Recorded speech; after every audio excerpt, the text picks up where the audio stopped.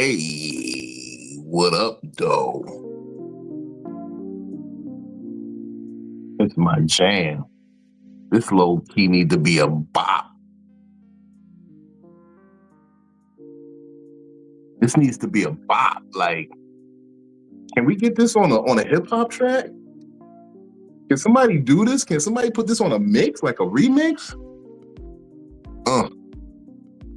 Welcome to the show with your host, Vino. I'ma kick a little flow. Psych, but it be like Psycho-Babble. We finna rattle a few cages. I'm out here ducking rages in places, getting these wages, meeting these girls with pretty faces. I'm providing safe spaces to be a real nigga. Oh, I hope you got a drink. I hope you got something to smoke. Once again, I'm Vino, aka Mr. Feed Your Girl, your favorite fat man. What up, though? I'm feeling in a good space today because I had a good conversation, and I feel like I touched on some decent shit. So we're gonna get into some decent shit. Let me introduce my co-host first of all. Southern Belle of the Ball. Real killer out here in these streets. They say she's something like a legal savant. Look, if you're a damsel in distress and need a real nigga, call on her. Shout out Philly. What's up? Damn it, Philly, to be precise. How you doing tonight, Vino? I'm feeling good. On my second beatbox. Oh, you already been drinking beatbox. Yeah, why do you think I was so crazy on the IG? I was over there. That's why I had to change my shirt. I feel like it smelled like the first beatbox. So now you got two of the same flavor, you got different ones. You got different flavor. You gotta mix them up. Yeah, you gotta mix them up. You definitely gotta mix them up. You can't just drink the same way. You gotta switch it up. Okay. When you get the beatboxes, you gotta look, just in case you do throw up, you want it to be a rainbow. You don't want it to be one monotone color. You want to be able to distinguish. Oh yeah, I got both. Yeah, both of them is out of me. Yeah. Dude, that's gross. That's gross. Good evening to the chat. Oh shit. Shout out to Undefeated. Oh man. Oh, sis made it. What up, though? Oh, everybody got a drink. Hey, Philly. Hello. I'm ready. She's ready. I like that color on you. Thank you. Up the color. Come in. Hold on. We all got a little something to sip on. Mm-hmm. Shout out to my brother for giving me that guest spot Sunday. Yes, ma'am. You killed it. You hit him. You learned it. You did one of my moves. You tried to do my move on me. I've been watching. You tried to do my move on me. I see what you did there. But I mean with the I always got some fight back. Pop out of there. Yeah.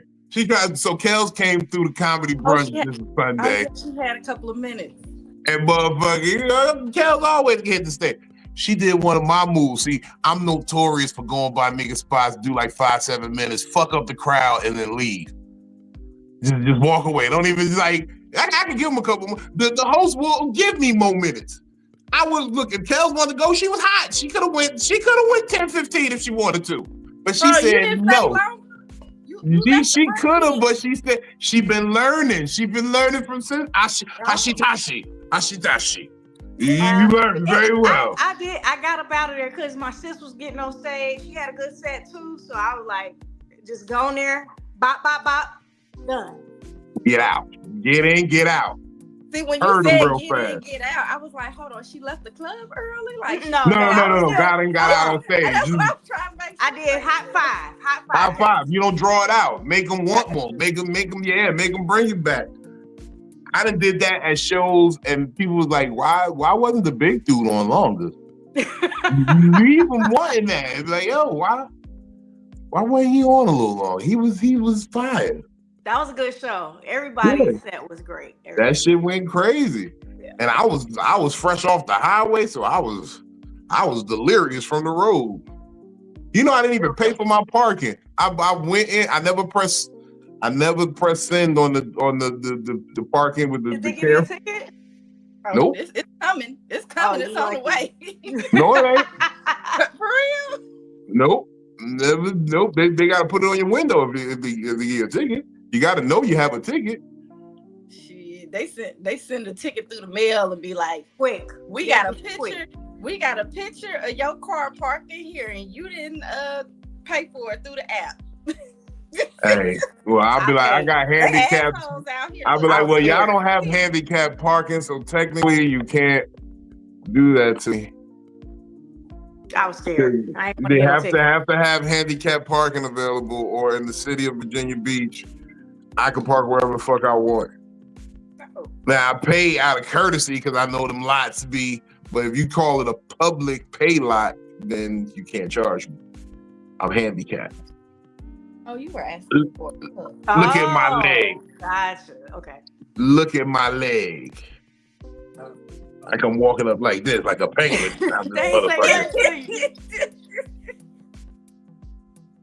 But nah, we have a great. Yeah. I'm gonna hit him with the kinds of Soze real fast. Oh God. Oh man. Yeah, these beatboxes. Let me put this down for a second. Hold on. Maybe I just need some water or something. Because we gotta talk about some serious shit. So right. I had a crazy conversation. And it was some real shit, you know, like people ask you about shit and they ask you how certain shit going. And when you give them a real ass answer, they don't like it. They don't like it. Yeah. They want you to give them an answer that makes them feel comfortable. Yep. And sometimes that's not an option. Right. Because I can't in good conscience tell you something to make you feel comfortable that goes against what I'm doing, what I stand for, how I feel. Like, I can't negate my feelings to protect yours. Right. And it came from something simple, like a real uncomfortable truth. Like, we all know that at the end of this thing we call life, we all gotta die. Like, that's the only thing guaranteed in anything we do in this world. We are going to die. I understand that. I've been dealing with death, loss, motherfucking abandonment, motherfucking like tragic stories my entire life. I understand the realities of things. I can look at something and say, yes, that's going to die. Like that, I'm cool. Like, in my head, I have mental funerals for people all the time. Like, I do it all the time. Like, yeah, they're gonna be dead and such and such. I've looked at homies on the block, like, yeah, he's gonna die. Like, I know the way this nigga living, he's not gonna be here too long. And you don't get yourself too attached to it. Like, you have compassion, you have sympathy, but you don't get too attached to it. People don't like that. People don't like it when you have a very cold and I guess cynical is the best word for it, demeanor towards life and death. And they want you to make them comfortable about their uncertainty with their mortality.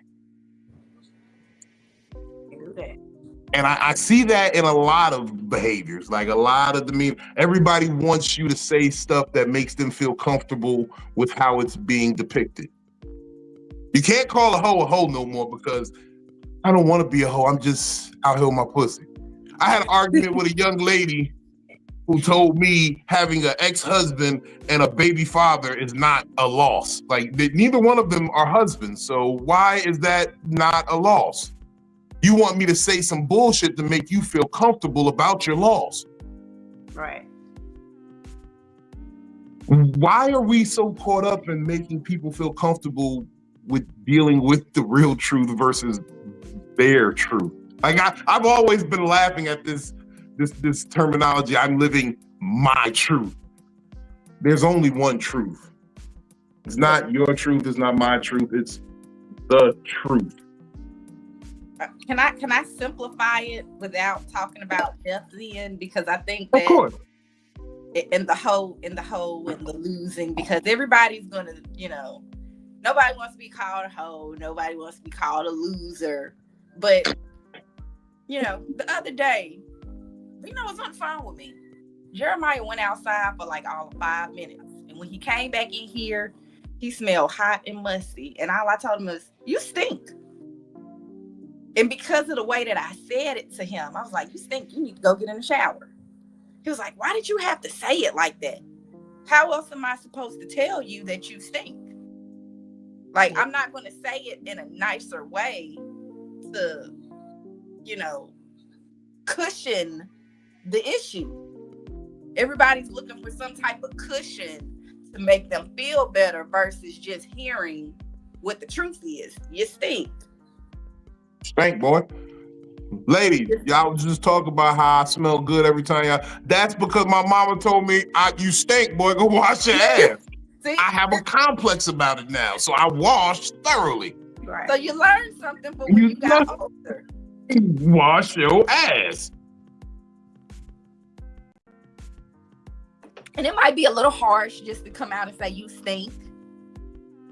You don't, especially when you're dealing with kids, you don't want to be like, damn, you stink. Like, what you not getting about this? You know how many times my mom would have said, you're not getting that math problem, you stupid. Like, that would have bruised my little ego, my confidence or whatever. But I probably would have worked a little bit harder, because I'm one of the people that if you just come and you just be like real direct about something with me, I'm gonna sit there, I'm gonna think about it. Yeah. And I'm gonna try to be the opposite of what you're telling me that I am if I don't think that it's something that I should be. I think people process things different though. So like if you're direct, some people appreciate that and some people shut down. Yeah. So it depends on how you say it, because you can have 10 people in the room and tell them all the same thing, and 7 of them might be offended and 3 be like, oh, thanks, I'm gonna fix it, right? But those are different type of personalities. And then if you get like those 7 that were offended, if you switch what you said and how you said it, not actually what you said, they might be more receptive by the way you said it. Oh, you don't smell so good. Or like, I smell something. I don't know what it is. It might be your clothes or something. I don't know. I just no. Tell me straight up, yo, something smell. Some people take it differently. They do, but that's because they was stinking asses and they knew they was stinking and they came out doing that shit. And it was like, if I stink, I don't know that I stink. Or I probably caught a whiff of it and I'm like, is it bad? I remember this one time I was with a chick, man. I'm about to get the draws. I come in the spot. I just wrench off at first. I just run some hot water on me. I ain't really use no good soap.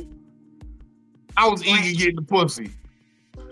But then I laid down next to the bitch and I caught a whiff of myself. I said, baby, I stink still, don't I? And she was like, no, you still got, like, girl, stop lying. Tell me I still stink so I can go wash off good. Like, I'm a real nigga. You can tell me I stink. Tell me the truth. She's like, yeah, I was gonna say you was a little still. I was like, yeah, I'll be right back. Hold on. And I went and I took me an extra good shower, and then I got all of that pussy. See what I'm saying? The reception. Tell me the truth, because I'd have been half in that pussy and self-conscious, thinking I stink. Right.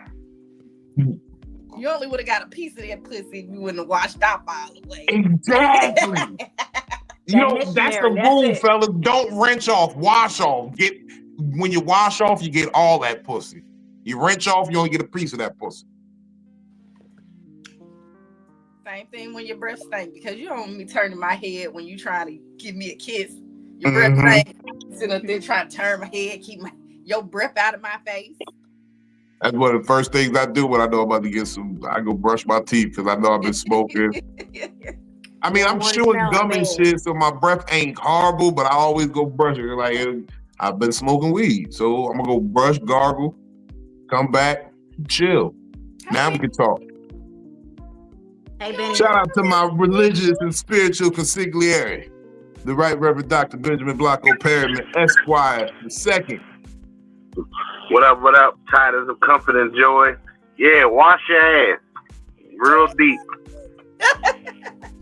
Deep. You got to get up in there. That's what my old instructor used to tell me when we had to do searches. You got to get up in there. Got to. I had a cousin, because I just caught the tail end of what y'all was saying. My little cousin, man, my first apartment. And, he 19, 20. He a little hustler, but the girls like him because he's tall and all that shit. But the nigga nickname was Onion Burger Boy. So he would have my living room earthing. Yeah, Onion Burger Boy. That's what they used to call him, Onion Burger Boy. Onion Burger Boy. My boy, living room like seasoned meat. Man, hey yo. It's that good seared onions. That's what they smell like to me. Them good seared onions. What? Like what they say muscat. What they say? You gotta caramelize them. Caramelize these in the pan. Like muscat. Yeah. And it's almost similar situation, but it wasn't me. First apartment, I'm bringing young ladies through and stuff like that. And there's one particular young lady. I hit her a couple times because she could go. She used to lock her jaw out of place, giving head. So, I was really enthralled with that. Her jaw used to... Enthralled. That's the perfect word. Enthralled. You had a jaw like Shamar after? Her jaw got stuck like this one time after giving me head, right? Where you couldn't push it, couldn't make it snap back in place. But this nigga stank so bad. I was letting him stay with me. He was in my living room. My other cousin had the extra room. He stank so bad that she told me if I come back to your apartment and it smells like this again, I am never coming back. And that's when I had to go to him like, yo, you gotta wash your ass because you fucking with my pussy now, like, because there's girls that would still let him fuck even though he was funky. But my pussy that ain't even got a sheen in the living room 10 seconds. She could literally hold. That smell fuck with your pH balance. They said you gotta go. Yeah. He right in the living room as soon as the door opened on the couch. And when she said that shit, as soon as I took her home, I was like, hey, yo, nigga, you gotta wash your ass, man, because my pussy talking about I don't want to come back because you stink. So you ain't gonna be sitting up. So you gonna wash your ass today. And I said, nigga, the external body part is crazy. Man, the Onion Burger Boy is crazy. How is it on the outside and you musty? You don't even have an inside to it. I don't understand how niggas be musty through long sleeve shirt. Like I understand being musty in a tank top. Like your underarms is right there. But how is you musty through shirts? That's what I always wondered. What? I just imagine a little cloud coming up like Pepe Le Pew. Yep. She was not trying to hear that shit. And I'm like, nigga, this the joint that locked her jaw out of place, nigga. You about to mess this up for me? Delvon Major was her name. Gotta make me miss out on the lockjaw. Oh, yeah, no, boy. No.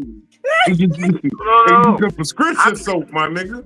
Nigga, I let the motherfucker know quick, nigga. You earthing. Like Shamar. I be like, you earthing, nigga. You need to do something about that. You earthing. You smell like the earth. You smell like the wilderness right about now. So, and I'm pretty sure Vino can agree. We big niggas. We ain't allowed to stink. So they already think we stink. That's foul. They already think we stink any fucking way. That's the only Just like thing a I'm big willing girl. to do for your comfort and mine. I'm going to wash thoroughly. That's what I do for your comfort. They already think the big girls stink, and they think the big niggas stink too. And I tell my sons, because they bigger boys, hey, yo, dress nice, brush your teeth, keep your hair tight, wear some good cologne. Because I say you already got strike one being fat. So strike two, you can't let that. You can't be fat and funky. You can't be fat and funky. I tell my little fat cousin all the time, hey, lather, rinse, repeat 2 extra times. We fat. You got whatever a skinny nigga would do. If they would lather, rinse, repeat, that means you lather, rinse, repeat, lather, rinse, repeat, lather, rinse, repeat. Mm-hmm. You do that a couple more times. You get it good. You count my water bill crazy. I ain't gonna even lie to you. I take showers 3 times longer than y'all niggas. Wow. Mm-hmm. You gotta hit all them cracks and crevices and nooks and crannies. Cause you'll start smelling like yeast. That yeasty smell when your skin been. I'll never know it, but up against each other. I go like this right now to anybody. And I'm blessed with a keen sense of smell, so like if I skip a day, I smell it I smell it way before anybody else. I move a certain way, be like, ooh. I smell sexy. You know what? I smell so good. I wanted to touch myself. I forgot I was on camera. You ever catch that whiff like, ooh? It should be like 10. Start looking around like, you like, ain't nobody close to me. Let me. You start figuring out ways to get one of these. You be in the shirt like, no, that ain't me. That's somebody else. Now I can search for who it is. But I do think though there's a way. So like if you stink and we around people, I'm not gonna come out loud and be like, damn nigga, you stink. Yeah. Like I know people that'll do it. Yeah, and there's some people that'll do that. But I'm gonna come up to you and talk to you. I've actually done this before. There was a nigga at the kickback. It was his house. He was outside cooking his shit all day. And when he came in the house, he's a big nigga too. He came in the house and he was funky. He didn't smell like he had been under the grill. He smelled like he had been under fish and all kind of shit. He came in the house and didn't nobody want to be around him. Everybody, when he would walk by, you would see them turn up their nose and talk about, what's that smell? So I pulled him to the side. I was like, hey, bro, you smell real bad. You stink. You need go get in the shower and come back. And he went. Nigga, that's that cha-cha slide. He appreciated me for that because wasn't nobody else gonna tell him. They was turning up their heads talking about we think we about to leave. That's what I do for my homies. If you really my homie, I'm pulling you to the side. Hey yo, you put on deodorant? Like you put on deodorant today? Bro, look, you gotta ask him that real slow. You put on some deodorant today? That nigga stunk, and I was still trying to have a good time because it was a good kickback. Like this was a really good kickback. We was playing spades, we was drinking, the music was good, we was smoking. You know, there was good drinks there. Everything was cool until he finally had to come in the house and be in that enclosed area. And I'm like, I don't want to leave. Yeah, that's that cha-cha slide. Was he on the grill? Was he frying fish or some shit? At one point earlier in the day, he did fry some fish. Mm-hmm. Oh, he was supposed to been changed though. Yeah, he fried. You can't fry fish, then go to the grill. Yeah, he fried. He got on the grill. It was a hot summer day. You know, it was all bad. And I mean, he was just funky. I understood why he was funky, but when you don't know, like, oh, this nigga house, and he's the one that's been outside doing all of the cooking, didn't nobody have no remorse for that. He ain't had no wife. He ain't got no wife. No. Now he's single. See, that's when he fucked up. You ain't really supposed to have a cookout at your house if you single. I got my lady helping me host this so that once I'm done on the grill, smell. she could entertain while I go take a shower real quick, change, and come back. And now we partying. It was a kickback. It was a kickback. He got a roommate. The roommate is a nigga. You know, it was just not a good situation for him. He walked around smelling like barbecue coochie. It was bad. That's As a bad. nigga, yeah, you can't do that. was bad. Mm-mm. But we gonna get But off to catch Benny up, yeah. Look, to catch Benny up, the subject today is for your comfort, right? And so I was referring back to a conversation I had with someone about a family member, and they were saying, you know, how's your family? And I'm very candid with it. I say, yo, they not looking good, man. This might not be, you know, you know, Lord got his own time frame. You know what I'm saying? Like, we make a plan and God laughs. I'm comfortable with whatever God got in his plan. But you say shit like that to people, and they get uncomfortable because they're triggered. They might not be particularly, you know, at peace with their mortality. And they want you to say things for their comfort. And I find that in a lot of situations where people want you to say things for their comfort. You know what I mean? I feel like you just said it the way that you said it for our comfort, for everybody's comfort, because that's not what you said on the conversation. I did say it for everybody's comfort. Okay, I said, fuck it, I'm cool with them. I'm ready to die, nigga. I've been here. I seen niggas go. When you was at your first funeral, you seen niggas drop flags for niggas before? You plucked a nigga brain off your shirt before? No. But you didn't lay it down, and I wasn't the person that you was on the phone with, but you didn't lay it down as nicely as the way. No, because I don't feel like rehashing that specific conversation because it was ignorant. It was ignorant. I also got offered money for a sexual act, and I didn't. It was crazy. They tried to draw me back into my old ways when I was getting that paper under the stage name Peanut Butter. Oh my goodness. They hit you with the proposition. They hit me with the indecent proposal. Fuck the proposition. Indecent proposal. How much for your vino for the night? More.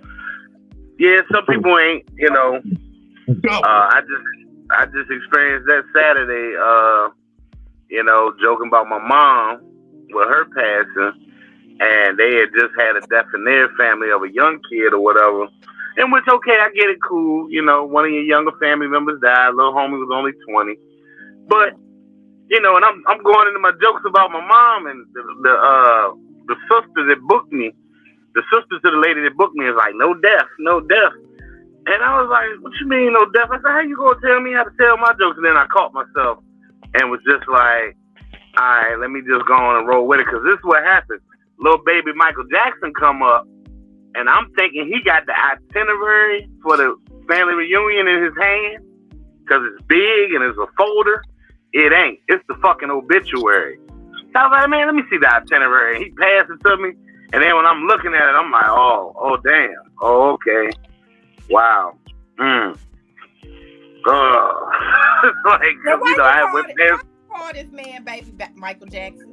Because he looked like Michael Jackson when he was still black without the afro. Okay. He did. Okay. He did. When he looked at me and smiled, I said, boy, do you know you look like little Michael Jackson? I said, damn. I said, do you sing? He was like, no, not really. I said, nigga, you lying. I said, your teeth too straight. You sing.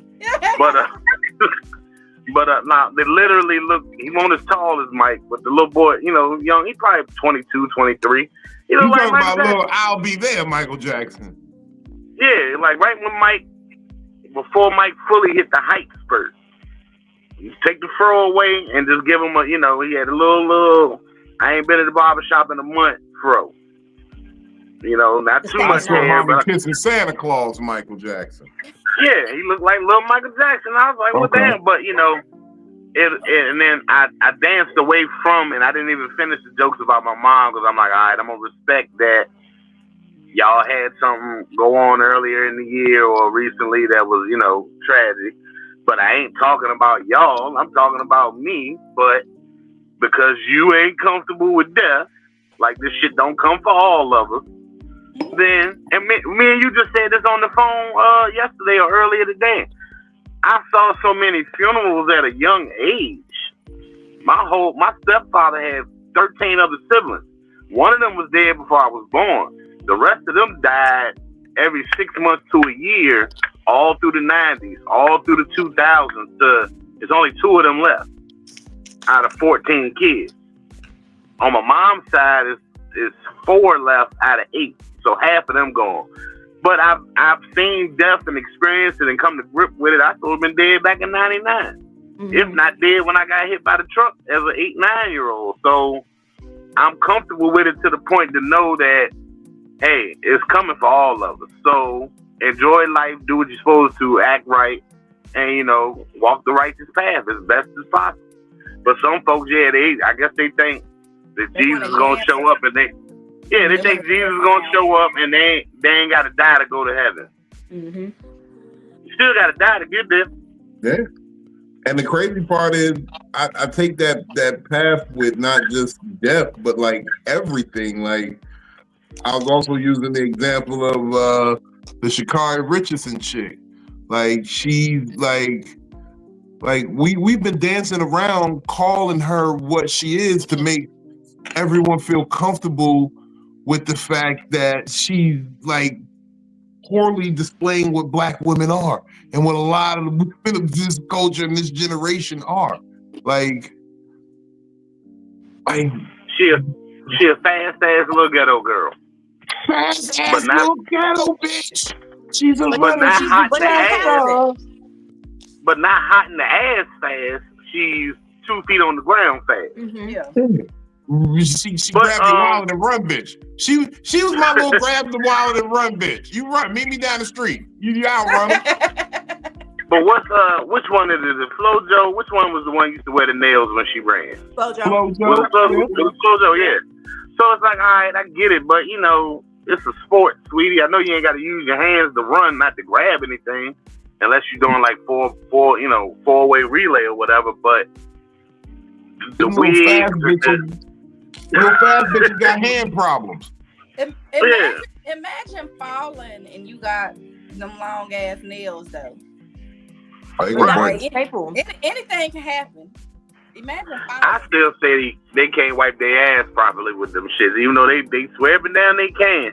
They hold it but that's how everybody could tell that was FloJo because of the nails and the one leg, the leg out. Mm-hmm. Yeah. Like Michael Johnson with the gold shoes. So but FloJo went out there with a wig on.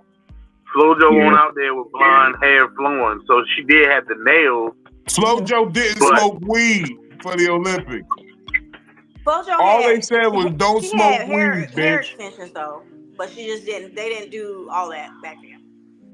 Yeah, it was the 80s and 90s, so that stuff wasn't as commonplace. You know what I'm saying? We keep trying to excuse this little bitch behavior. I think these kids of these generations kind of like feel like they just want self-expression in whatever they do. So whatever that is, if they want to be trans, if they want to be pansexual, they want to have blonde, red hair, stripes. They just want to do what they want to do, how they want to do. Can I put a thought out there that I was pondering the other day? And I know I'm probably the least qualified here to say it because I don't have any children. And y'all have seen children up close way more than me, but this is from what I see and my alternative point of view. I think the problem with kids nowadays is that we're making them too comfortable. I feel like everyone's trying to give this gentle parenting, soft parenting, I'm not gonna beat it. I feel like the pressure of being a kid back in the day is what made you and gave you personality. Because if you had the pressure of being this, and you wanted to be something else so bad that you had to rebel and declare your character, made you a person. And I feel because we're so, hey, I accept you for who you are. No, that shit weird. I feel like we need to go back to telling kids that shit weird to see if they really invested in it. How the gay dudes do it? Look, that period. Y'all done seen Jeremiah on lives, and he came in here and spoke the shit.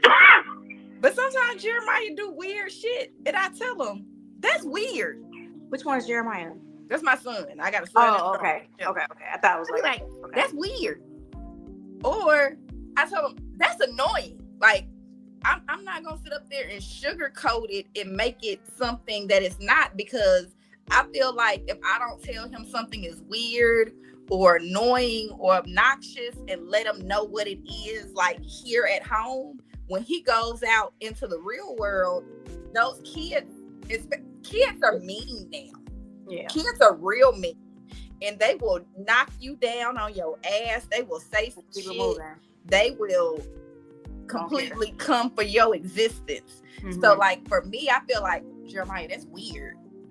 Like, why are you doing it? That's weird as fuck. Or I tell them, like, you need to learn personal space, because as you should. Yeah. So like Jeremiah is autistic, and so I have to tell him, like, you need to learn personal space. Like, you can't be all up on me talking to me like this, and I'm supposed to be comfortable. No, that's back up. Like, I feel like y'all got a little bit uncomfortable when I put my face all into the camera. back up. I just want to say side note, real quick. Side note. I feel like you would be proud of me, because I ran into an autistic person earlier today, and I fought every urge in me to ask him how much change is this right here. Good job, Vino. I did not ask him how much change was in my hand. You want a quick math. You can't take out your issues on all autistic people because of the one autistic girl that didn't want to go to the noodle man with you, okay? You want a quick math. The noodle man is still there. Where the noodle man? I'm not at the noodle man. I need a slurper to go with me to the noodle man. What is the noodle man? The noodle man is a restaurant or independent. I want to go there. It's good. I don't know. I'm trying to find out, but I need a slurper to go with me. I invited this autistic girl to go with me because I know. Yeah. I feel like slurping noises was her thing with the autism. I felt like that was going.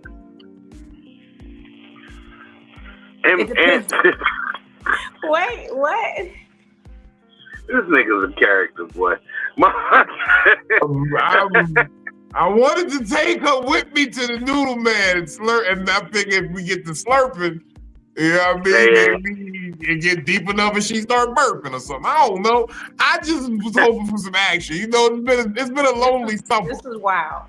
You was gonna sit and tell her if you like the way she eats, and she gonna be like, well, I'm just slurping my noodles. No, she's not gonna say slurping. She's not gonna say slurping because she ain't gonna slurping. No, she says some sexy shit like I num the noodles. I num the noodles. I num the noodles. I just want to compliment that little twinkle in her eye.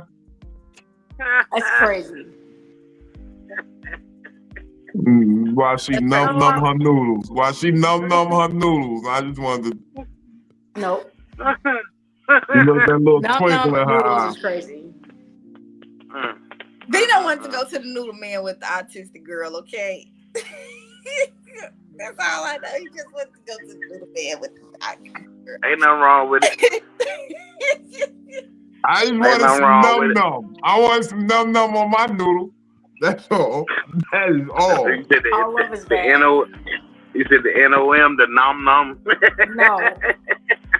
That sounds crazy. Ever go to the noodle That's how they spell it. They spell it NON. Right? No. Don't go to the noodle man as a first date, because that's all they looking for. Okay, they offer. They say, "Oh, we going to the noodle man." Just say no. Okay. Nom the noodle, boy. Oh my goodness. Oh, you wanted to rock her head like that? Why? Man, look. First of all, I know where she at. She at her bar tonight. I might go by there. No, don't you go back there no more. We'll go there. I might go by there. No, let him go. Do not listen. Anybody that hear him talking about going by her bar, if he say that he gonna ask for her, tell him to turn around, because he gonna be shaking that pocket full of change. Cause he called me. I was with my mama. He called. Pick up the phone. He's sitting up there shaking the change in his pocket. Talking about, yeah, I'm going up there. That the autistic bitch told me that she would think about it, and then she didn't even call me back. Okay, so if he tell you that he going up there to throw change on the floor and watch her pick it up and count it. Tell him no. Yeah. Talk to him. She gonna count it fast too, and She the man gonna count it before before it hit the ground. She gonna count it But I'm and gonna know fuck what it up a year on little the bit, corn. cause I'm gonna do wild shit. I'm gonna throw like a couple Buffalo Head nickels in there, like a Susan B. Anthony, a sack of Jawias. I'm gonna throw a couple different types of coins in there, fuck her up for real. Not historical figures. And he's not gonna throw like the whole pocket of change at the same time. He's talking about like subtly, like like fucking it up. So Yeah, no, I'm gonna throw a don't let little him bit go over in here there in that and fuck up direction, a that little bit in this direction. I'm throwing that shit all over the bar. Like a strip club. Yeah. Don't let him go in there and fuck up that girl's day, okay, or night. That ain't gonna fuck up her day. She gonna be so hyped that she got to do math.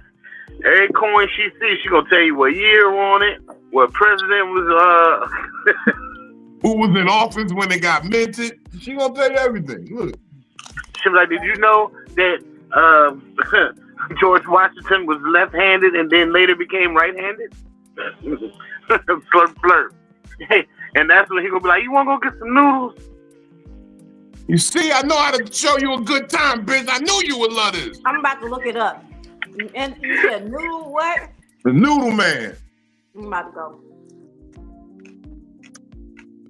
I don't want to see you hanging out at my spot trying to do the num-nums. I'm not. Gave her a date idea with her husband. Like, You be up in there with your husband doing the num-nums. I'm gonna be mad to the motherfucker. I'm like, I'm really gonna get mad at this bitch. You guys gave my date idea for you. Feel appreciated.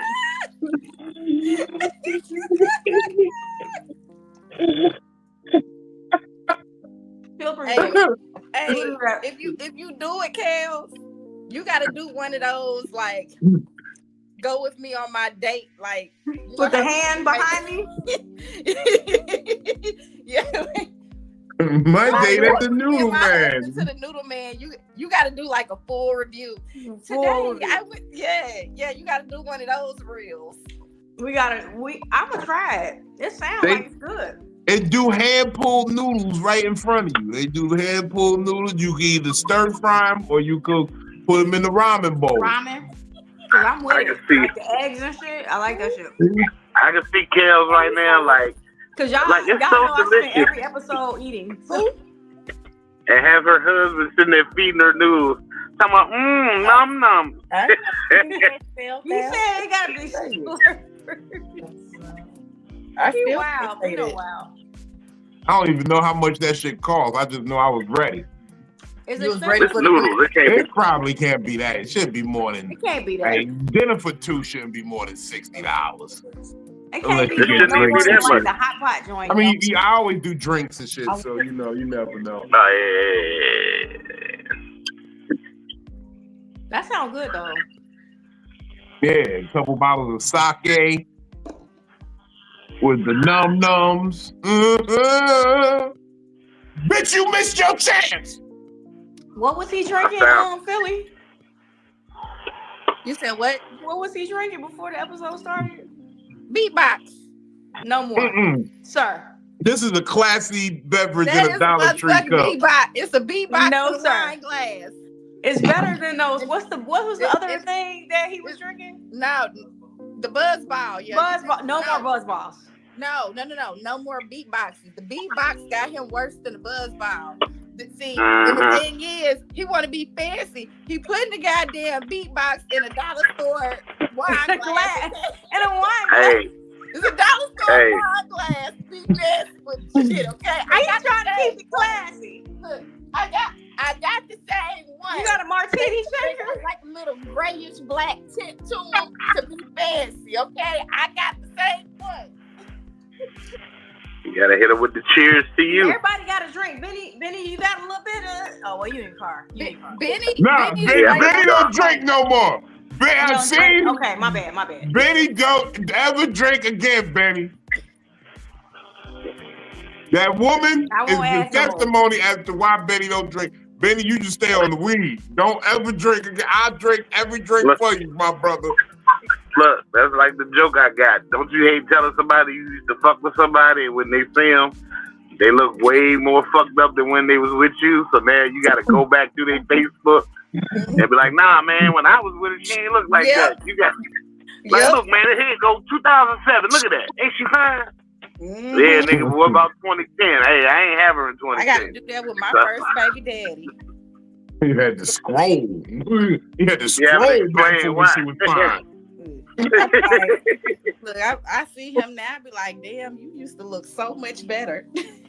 That's crazy. Everybody from my class, they look like sumo wrestlers before kids. They whiz-eyed. No. Yeah, that was the funny part. The bullies are the ones that look the worst. Yeah. You know I'm the what? ugly duckling that became a swan at my school. So all the hoes at my school took a progression. They was hoes, then they was baby mamas, then they was lesbians. Now they independent black fathers. Happy Father's Day. I went to a school with a majority of white people, so you know a lot of them haven't aged very well. Boy, listen, they age in dog years. A motherfucker I just saw Friday was Babyface when I first met them 13, 14 years ago. When I say this motherfucker look like Bob Saget now, and I'm like, and when I say, I'm like, yeah. I was like, yeah, this my 20th year. They was like, 20 years? They was like, damn, when did you start? When you was 2? I said, no, I was 22. They said, damn, black don't crack for real. And I was like, yeah, because nigga, you look twice my age now. You look like a grandfather. Aging in MF, Morgan Freeman. Right. I think it's only like 40 people left from my graduating class alive. It's bad. How small was your class then? Yeah. It was 120 people. Damn. I remember I was number 16 of 120 people. I think it was 127 to be exact. But you graduated. I bet you the bullies ain't the same. We didn't really have bullies in our school because you'd have got shot. You got shot trying to bully somebody at Weequahic High School. Everybody was a bully. Yeah, all of the whole graduating class was a bully. Yeah, everybody it wasn't about bullying. It was about you could get into a fight over some drug money, like some block shit. You could get into a fight because you fucked somebody's girl. You could get into a fight because somebody took some jokes personally, but it wasn't like, yo, give me your lunch money, show, yo, fuck this nigga. Like, nah, it was no bullying. I really went to school with no bullies. Like, everybody could hold their own. We just all joked around. We laughed. Every once in a while, it's a misunderstanding. Yeah, every once in a while, you get into a little fisticuffs, but for the most part, it's all cool. I think that all of the black people in my class, they age pretty well. There's a couple of them, that didn't. They end up falling into drugs or whatever. They let life hit them. But for the most part, I think there was like 16 black people in my whole class of 2006. Wow. Man, we young. And we had a pretty big class. I can't tell you the exact number of people that were in our class because I forgot, but we had a pretty big class. I think that karma comes back to get everybody in aging. Mm-hmm. Yeah. That's why I'm getting fantastic as I age, because I treated everybody good in my younger years. I'm 43. Even Coco was like, "You 43? Damn, bitch." That's what she told me. When we was at Dave and Buster's. That's why I'll be like, they be saying, somebody said, "Damn," when I said I was 43. I was like, what? I look older than 43. I look like 50-ish maybe because of the gray. But other than that, yeah, that's the shit that baffled them because I ain't really got no grades. I look at skin. Once your Yeah. skin starts What to looks like. deteriorate, you be like, how is my skin doing? I just saw a dermatologist the other day. You have good skin. Mm-hmm. You got a little bit of gray in your beard, but you know, I know people that started graying when they was in high school. You got great body hairs now too. I like gray hair. It looks like I think the more chocolate melanated skin has a little advantage because like light skin coalition, we cannot afford to not take care of our skin because everybody gonna see everything.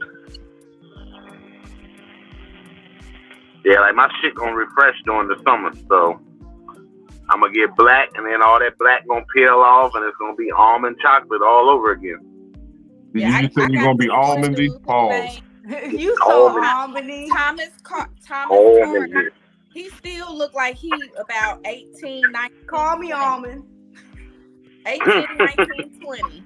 And we all the same age, but he's aging good. He taking care of himself. He done got married, got him a nice wife, some kids, moved across the country to another state. He's aging very well. Mm-hmm. And he's one of the more melanated of us, but you can't tell. I'm like, damn, how old are you?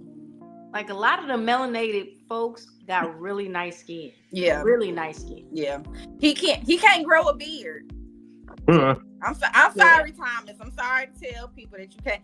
Thomas can't grow no beard, but he like, looks good for his age. Like my husband he can wash his face in regular soap and put cocoa butter, and his skin is nice. If I put cocoa butter on my face, I might as well just go ahead and take some like antibiotics to clear it up because it's that bad. Yeah, I can't use nothing. I have to use like medical grade skincare. Super, super sensitive. It's crazy. You know, the funny part, Kels, you ain't gonna believe me, but I used to be lighter than you. When he was born? When I was a baby, as I got older, I got darker with each felony I committed. Every time I committed a felony, it just got shade darker shade. And then I got right here. I was like, you know what? This is good on me. Let me go straight now. You crazy. So you got Criminago? Is that what you're saying? Yeah. Criminalago. You got Vitiligo. You got Criminago. This is why he's the right Reverend Doctor Benjamin Blanco Perryman Esquire. Logan Walker said the felonies oxidize your skin. You got Criminago. Yeah, I got Criminago, man. Criminago. Oh, that's funny. That's funny as hell. Hey, ladies, can I ask you a question since we are in the mood to not make them feel so comfortable? What's up? When do you start treating a hoe like a hoe? Like we understand that there are women that are hoes, right? Mm-hmm. They're whores. When do you start treating good? Because I think me and Benny can honestly say that as men, a lot of times when we approach women, we kind of approach them with an honest, upfront, good faith type energy. But when you realize, because no hoe is going to say, hey, yeah, I'm a hoe. You ain't got to treat me good. You can just come drop off there. When do you start treating that hoe like a hoe? How long did it take treat him like to find out that she was a hoe? I got to ask qualifying questions. I'm sorry. I got to get it there. I personally treat them like a hoe until I love them, and then I don't want to do hoe shit with them no more. So you a hoe right off the bat with me. You either a nice hoe, you the sweetest hoe I know, you the smartest hoe I know, but I'm gonna fuck you like you a hoe. And then I fall in love with you, then I start treating you tender. Okay. So how long did it take for you to not know that Brooklyn was a hoe because you about to get married? Mm-hmm.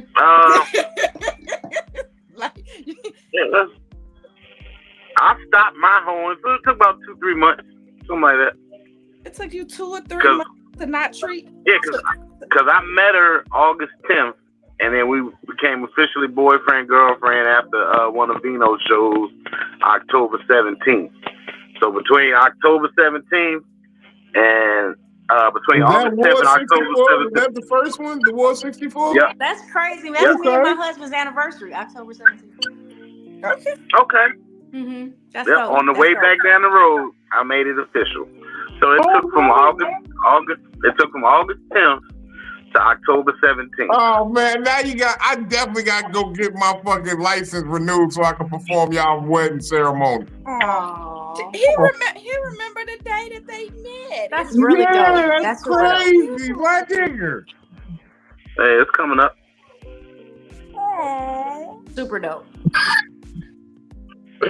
4 years. It's 4 years. 4 years of me knowing her. August 10th. So you treat everybody like hoes until you knew that they wasn't a hoe when you fell in love with them. So, so Vino, in your case, you saying that you don't treat everybody like a hoe? No, I try to treat. Well, I mean, there was a time. There was all fuzzle. There was a time when, you know, I wasn't really trying to do nothing too particular. But as I am in my age now, no, I treat everybody like, I will say since I was about 28, 29, I've been treating them fair. I was working a lot and I was just not trying to entertain shit, but the ones I was serious about, I treated them fair and honest from the beginning. Okay.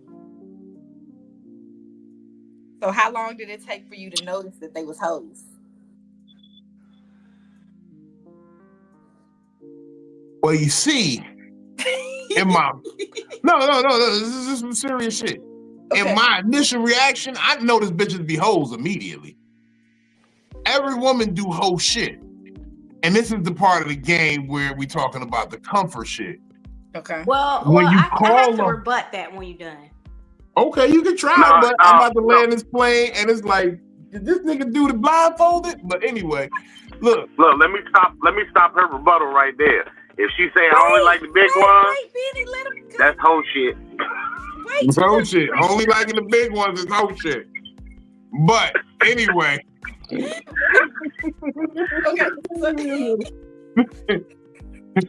Look, I knew that was you. Y'all know he on the beatbox. That little get his play.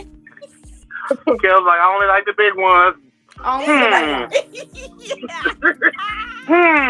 Where have I heard this before? True story. So, but no. Let me finish what I was saying. So I be seeing the whole shit early. But what happens is women are so good at denying, motherfucking making excuses for, and then even when you got kind of like females you could look at and say, hey, let me get your opinion, they be doing covert whole shit, so they end up covering for the bitch, low key. Mm-hmm. They just co-sign the shit because, if I say that was wrong, then I've admitted that I was wrong and when I did it before. Right. So it's never any real accountability. And you get convinced that the whole shit wasn't whole shit, but you know it's whole shit. In your mind, you're like, you get gaslit into, you just being insecure. Nah, but she could have a good reason for why you don't know what trauma and then next thing you know. Can you give an example, sir? Yes, I can. I need an example. Okay. Would you like an example? Okay. Yes. Example number one, right? We all know that I had an incident where someone exposed me on the internet with some shit that I did. Mm-hmm. I said to the people, if me as a man did that to her as a woman, I'm all types of bullshit and this and that and that and this. No matter what, even if she took the money, let's say in Shannon's situation, she took the money. I'm fucked up if I did what I did. Consenting adults. Consenting adults. Let's make sure we throw that in there too. Consenting adults. But me as a man, I took the money, and now all of a sudden it becomes so much other shit. It's, oh, you should have known what was coming when you came with it.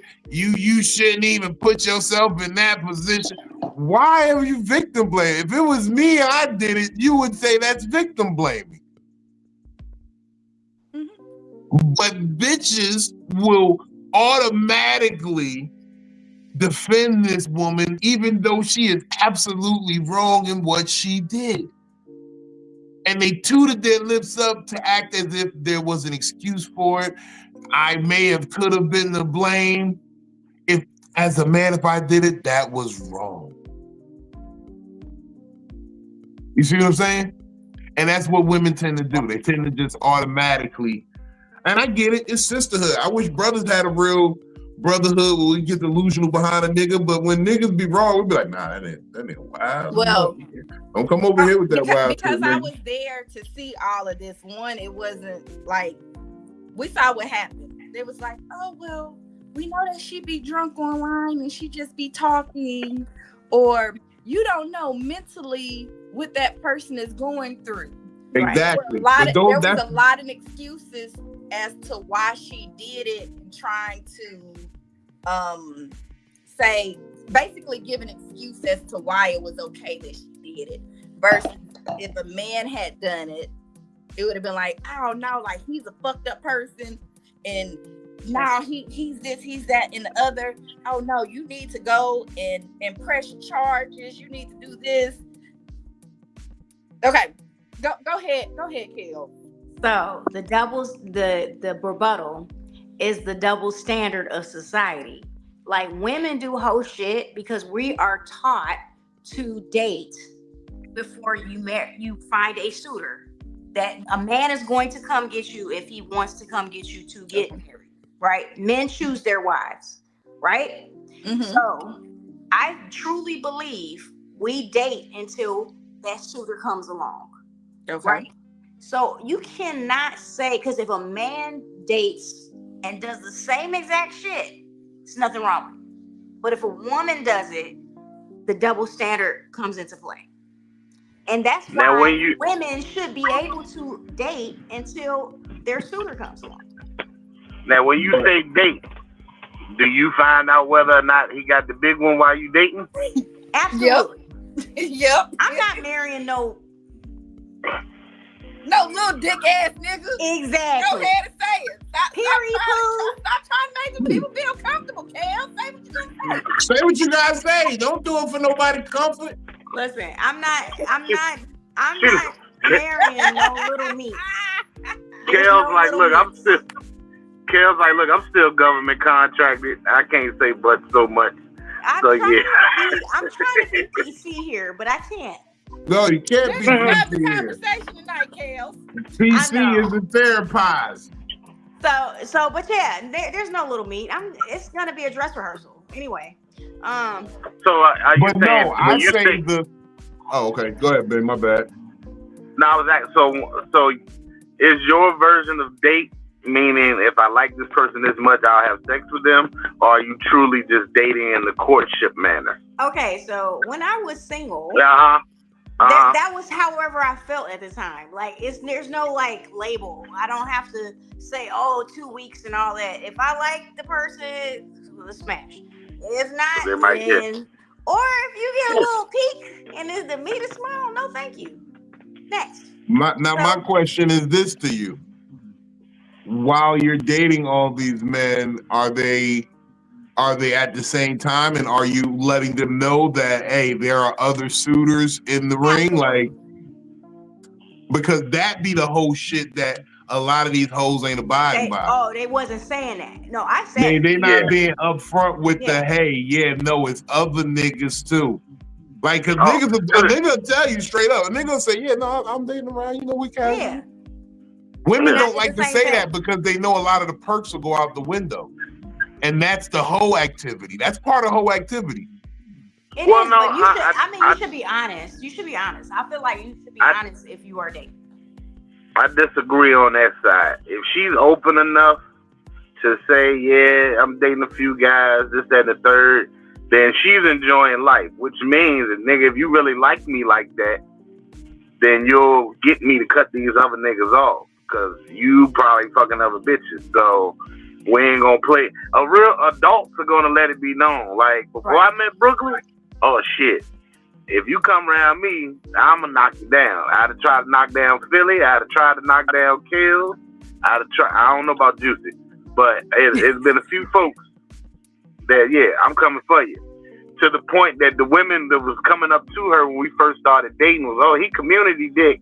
And I was They like, said well, that? I might be. Oh my God, that's Yeah. that. But she probably would have about to slap the shit out of him because that's crazy. No, she tried to be nice about it. It was girls I used to fuck that was inboxing her, and oh, he gonna miss this pussy. He gonna come back, and this, that, and the third. That's And she would get upset about it, but she wouldn't tell me who said it. She would delete them and block them and all this shit. And I'm like, nah, tell me so I can go check this bitch. Cause bitch, why are you sitting trying to fuck something up? You ain't want me.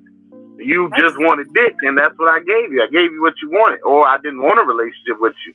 But normally, I've had times where I'm just fucking, and I have no intention of being in a relationship. They all come back.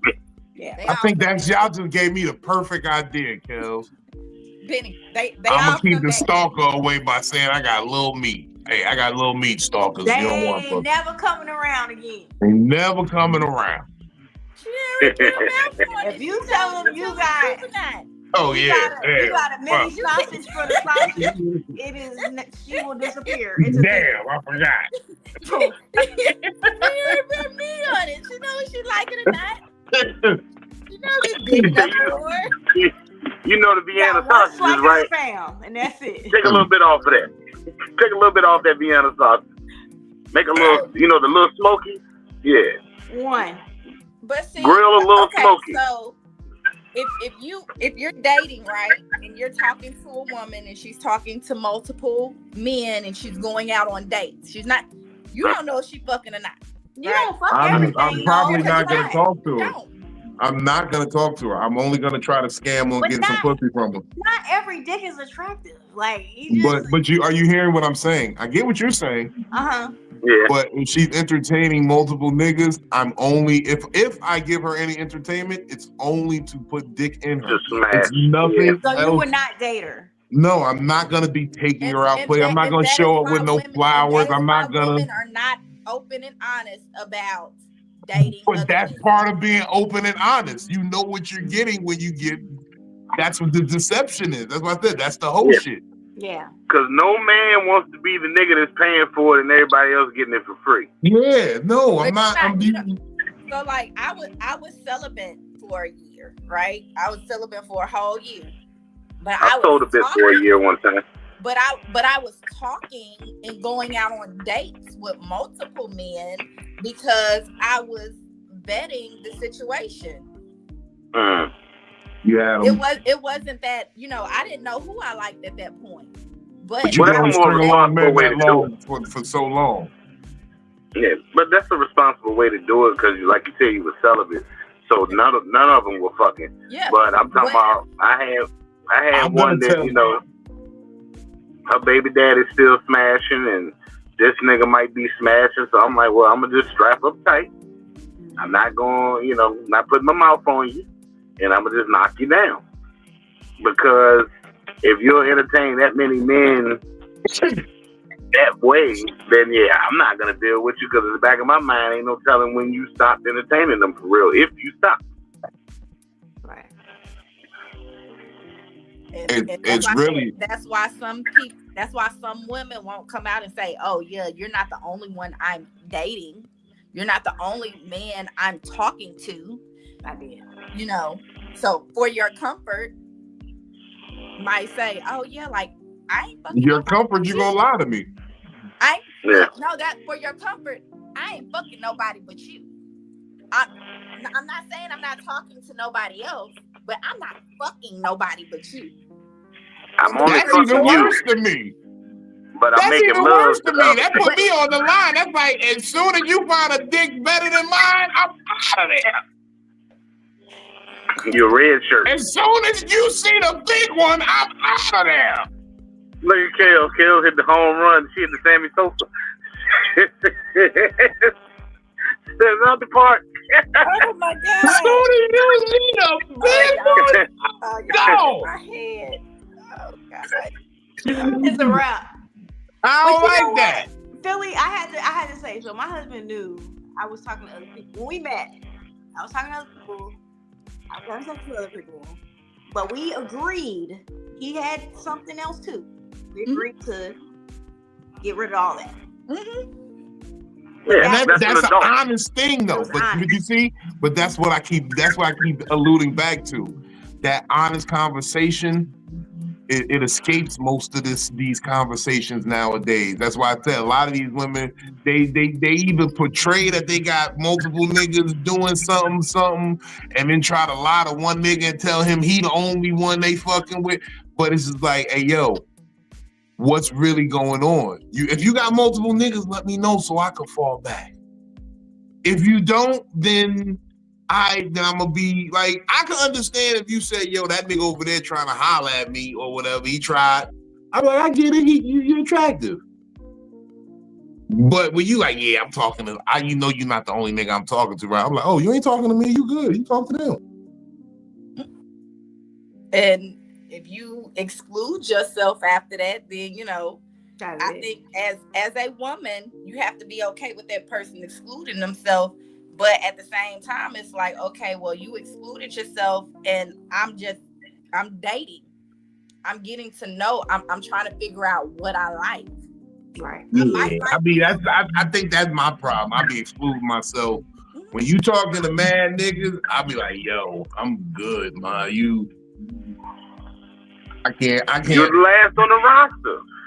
Yeah, I don't feel like talking on the roster. You don't know where you are on the roster because all I said is I do talk to multiple people. Yeah. I'm not fucking none of y'all. But I want to get to know what I like. I want to date. Nope, I don't even like that. I feel like it's a competition now. I feel like you guys up here like dancing monkeys. You're trying to see which one of us gonna do the best trick. Nope. Because now if I don't offer dates enough, or if I don't cook for you, or if I don't get you something, or if I don't try to engage with you enough, I'm going further down the list or off the page altogether. And I've had women sit and tell me, like, nah, you talk to too many women. I'm good. And it's like, okay, I know if I want to go after her, then I need to clean my slate and go after her. If she allows me then. Because once she, it's kind of like it's first impressions. That first impression you get is what you stick with. I think we know. That most women who move like that are okay with if they're talking to a man, if they say, you know what, yeah, I'm dating too. You're not the only one. Because I think that at the end of the day, that's what you're doing. You're vetting, you're dating around, you're seeing what you like, you're seeing what's compatible with you. You're seeing how your lives can fit with each other. And slowly, as you date, you start to chip off at those things. And you're going to see certain things within people that you like or that you don't like, or that maybe you might need something in your life that somebody else hasn't showed you. And it doesn't, and you move yourself up and down on that totem pole as you work with that person, as you continue to vet and date that person. Yeah. And that's, that's the real. I'm good. If you got dating profiles, you good. You just date. Holler at me if when all that shit fails. Don't even holler at me when all that shit fails. I don't want to be your backup. Don't holler at me. You good. So what you're saying is you meet a girl one day at the bar or wherever you meet her at. Yeah. No matter where you meet her at, online, at the bar, in the grocery store, at the gym, at a swimming pool, wherever you meet her at, and you meet her and you be like, that's the one. That's the only person I want to date right now, and that's it. And then you date that person until it's either a yay or a nay. Yeah, I'm real selective like that because my time is not to be wasted, so I don't got a lot of time for different bitches. Yeah, I'm very career oriented. Like, if I put my eyes on a woman right now, that's because that's the woman. That's because she took my eye off the prize, proverbially speaking, and for a split second said, "Oh my God, hold on, she has to be part of the team. Come on, hold on, come with me." And then that's why I got you. Other than that, I don't even want no bitch. I don't want a woman. Pussy is out here. Pussy is easy. I'm a funny nigga on stage. You know how many offers I get each night? It's wild. It's ridiculous. I really do. Coco Brown, I thought Coco might have thought I was gay for a second because I wasn't doing nothing on tour. But I might have to do something at the next tour stop just to let her know, look, this ain't no game. She might need to get a phone call from the hotel. Like, hey, you lying? Making too much noise. Making room to be all right. It's a lot One noise complaint. I might need to just do that just because. Not one noise complaint. That's crazy. Yeah, just one noise complaint. Saturday night, after the Saturday show. The Saturday show be crazy. Oh my God. Yeah, because what ends up happening, like I was pursuing a chick who I found out ain't really had no interest in me.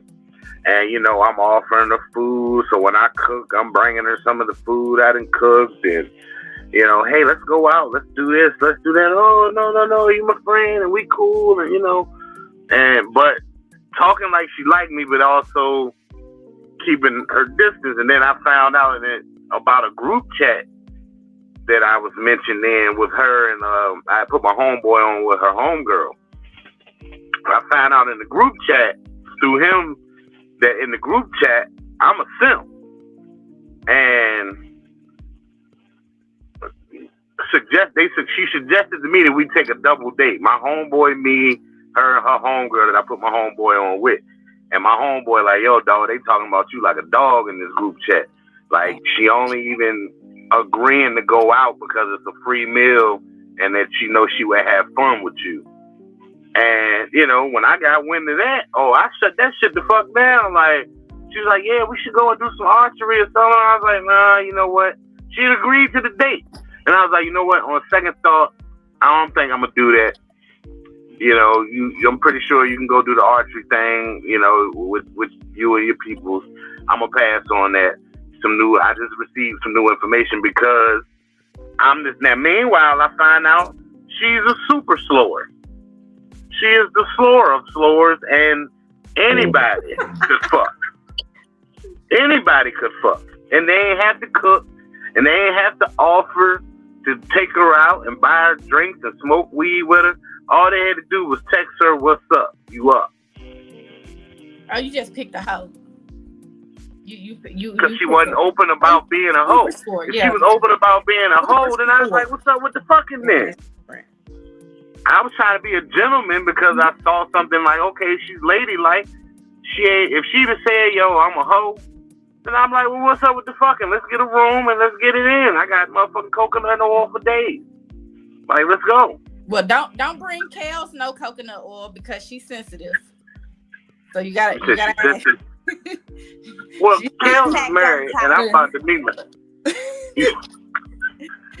I use coconut oil because it's edible. Baby oil ain't edible. So that's just a tidbit for the people out there that may not know. You can eat coconut oil off of ass, but you can't eat baby oil. That shit make you sick. You say you need an EpiPen, so you're allergic.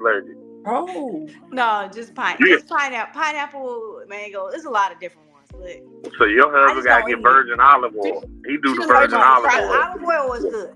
She's allergic to tropical fruits. Tropical fruits. Wow. It's the worst. Damn. That sucks. Yeah. If you can't put it in the refrigerator in the crisper, I don't even mess with it. I don't mess with that at all. No mango sauce or nothing. I don't mess with nothing. I was just talking shit. That's how I am with bananas. That's why I can't do smoothies from nobody's spot because damn near every smoothie got bananas in it. Yep. So that mushroom smoothie we had in New Orleans, and I made that from scratch. Yeah, and because it's like, hey, I got an allergy. And that's all you had to tell me. No banana. Boom. I took some mushroom. I took about half an ounce of mushroom, and I made some smoothies with the mushroom before our show in New Orleans. What it tastes like? It's It was delicious. delicious. It don't sound good. Like you It said, was was- blueberry. No, it was blueberries. It was You don't even taste the mangoes. mushroom. And It mushroom? was a little mango. It was some strawberries in there. You couldn't have had that because I definitely did put pineapples in there. banana been does lost. have a taste. It does And have a smell. And I like And bananas. a smell. I like bananas. I like like mushrooms too. Like Me too, but not together. to my stuff. But I'm thinking but- like a smoothie. These ain't salad mushrooms. What are they? Magic Yeah, mushroom. Oh. yeah, Oh. Oh, yeah, okay. yeah. There you go. Yeah, There you you thought I had some Pizza Hut mushrooms on there. No, Panini mushroom. I'm like, damn, you done called that mushroom? we had some Ride the Dragon mushrooms. Ugh. You say that nigga making V8 splash. That's Yeah, nasty. no, we had some.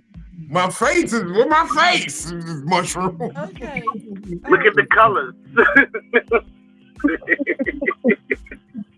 Look, That's how it is. I was like, oh, I thought- yeah, I was- for my comfort, you would tell me, look, it just, I got mushrooms in there.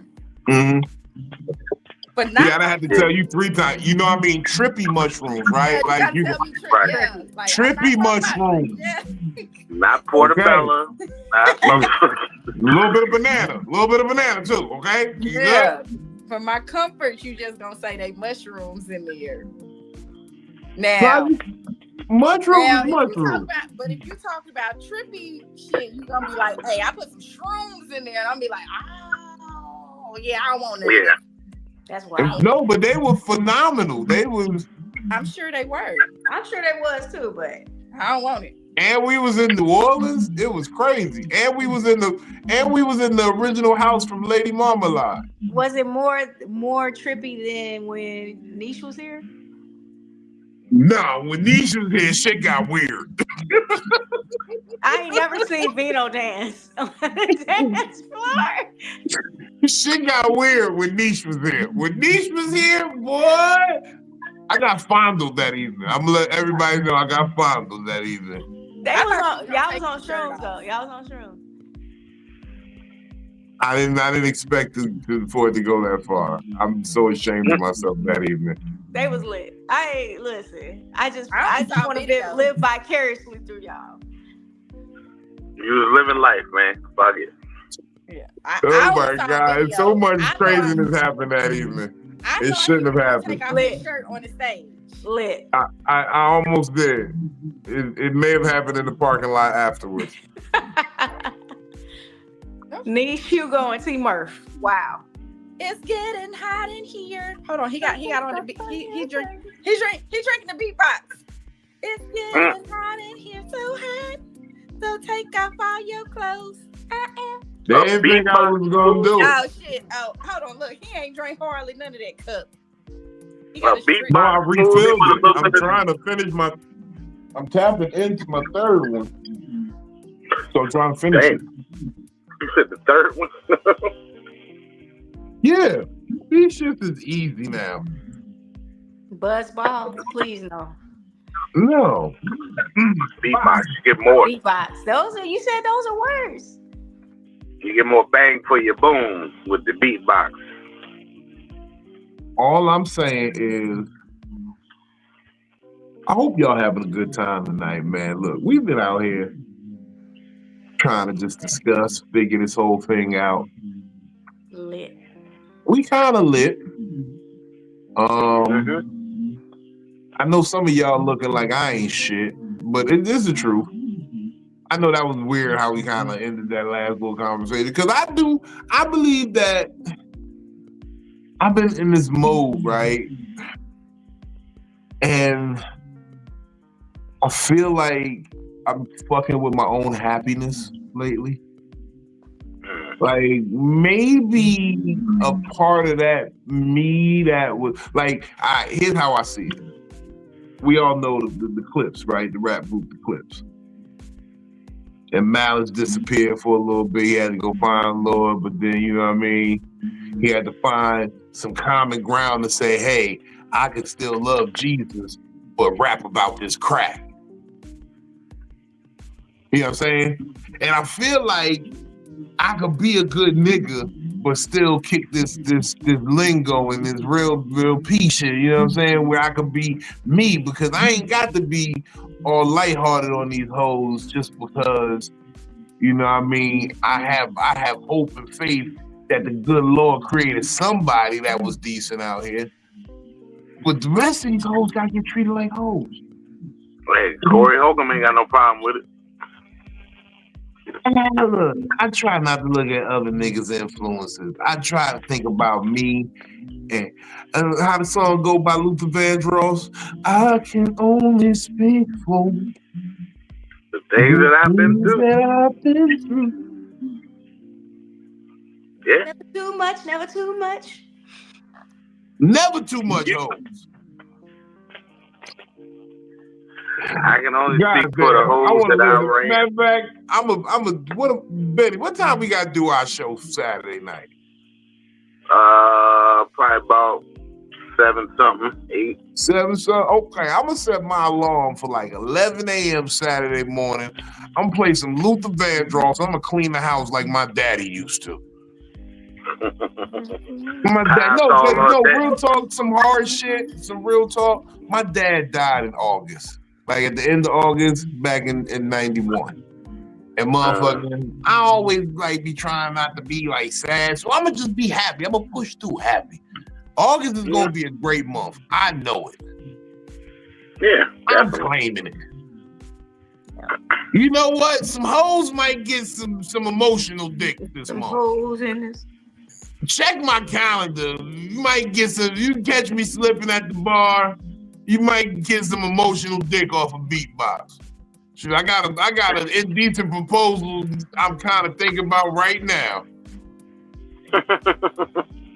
Look, first of all, if you see me at the jewelry store spending some extra cash, don't ask me how the fuck I got it, Philly. I just let them go. Listen, it was that decent proposal. I don't ask too many questions about your endeavors. I just be asking questions to try to qualify shit, okay? I'm just going, upon your advice, I will send you the $100 if I do take it, though. If I do get this little bit of cash, I'm going to send you your 100. I got you. Y'all heard it right here on Psycho-Babble. I'm going to send her $100 if I take this little bit of money that got offered out here. That's a good man right there. Yeah. Sticking by what you said. Sticking by it. Buy 3-ring binder for the kids.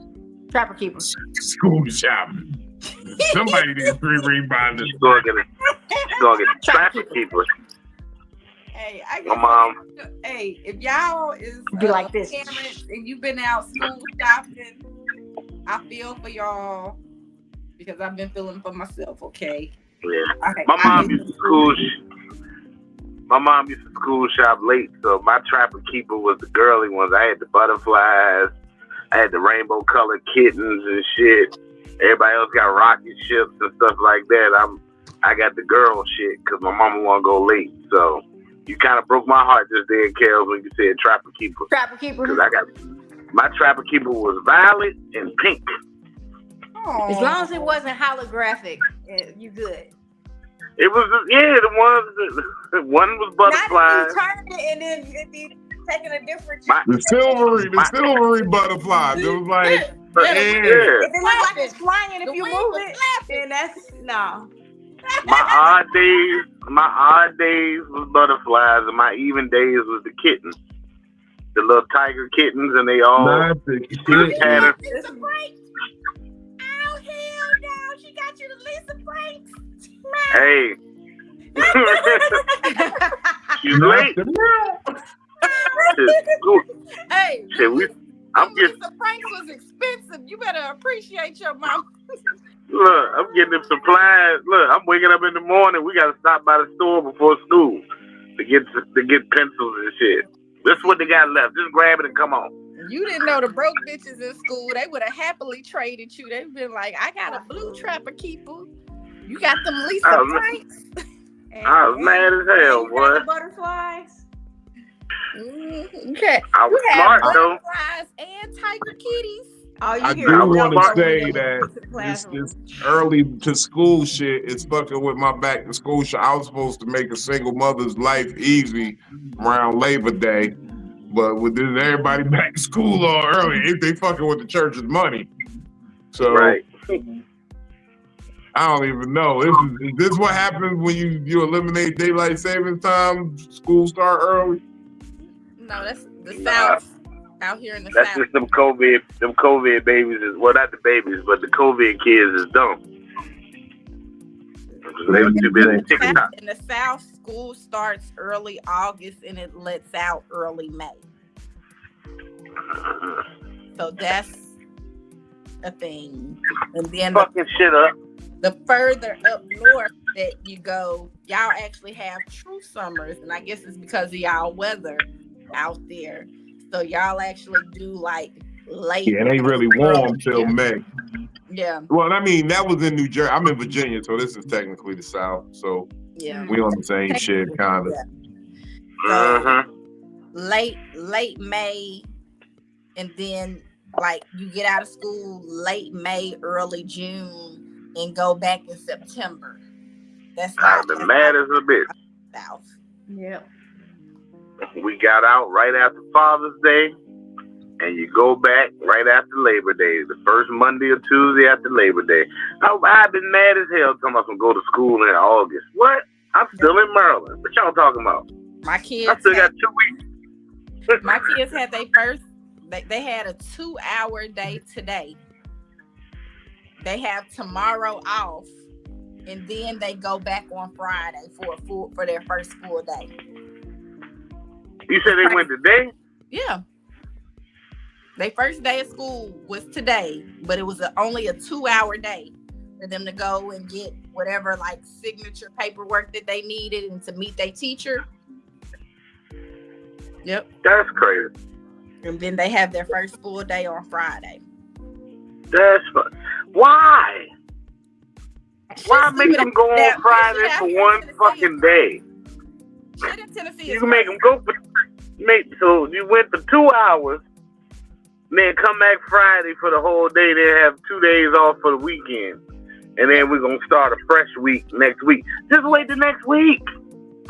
That's what I be saying. I complain. I complain every year. Okay, I complain every year. Wait till next week, do all that shit in the first day, and then the next day you know what it is. Yep. That's why these kids is dumb. Y'all brought it up early on. That's the fucking problem. People is letting the kids choose. You know what I'm saying? It's mothers out here that then went to work and ain't ate. And then you be like, well, why you ain't eat? Wait, Kels, hold on real quick. Because we Oh. now anyways, what you got going on this week, Kels? What you got going? Nothing this week, but I just got a movie role offer. Okay. Independent That's film, what's so it'll be out. I don't know when, but we're gonna film in October. So, yay! Hey, congratulations! Thank you. Congrats. This And your first one? I had 2 shows this past weekend. One with Vino, and then one I had a private event with the Eastern Stars and Masons of Tri-State. So that was good. Okay. Yeah, I remember you was just talking about the Eastern Star one. So this your first film role? This is the 3rd film role. Okay. I was doing my 3rd, but I backed out of it. So that's what's up. Yeah, okay, Kels, I see you. The last one was called Deadly Obsession 2. That drops in September on the 20th. The film premiere is up in Richmond, and it's directed by Kendria Williams, and she is a director up in Richmond, and she's dope. So. Okay, that's what's up. So that was about to drop your second one. Yeah, and I actually get IMDb credits for this one. So. Okay. So. Yeah, I got IMDb, but I didn't. Thank you. I still ain't put my picture on my shit, so it say my name. It lists the movies I've done. Put it up there. I need to, yo.